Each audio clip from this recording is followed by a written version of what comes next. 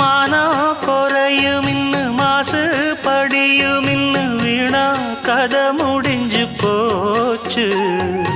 ஈசான மூலையில லேசான பள்ளி சத்தம் மாமன் பேர சொல்லி பேசுது.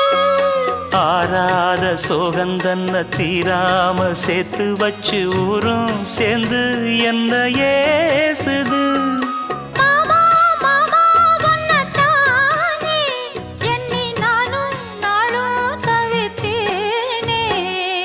கூண்டுக்குள்ள என்ன வச்சு கூடி நின்ன ஊற விட்டு கூண்டுக்குள்ள போனதென்ன கோலக்கிளி.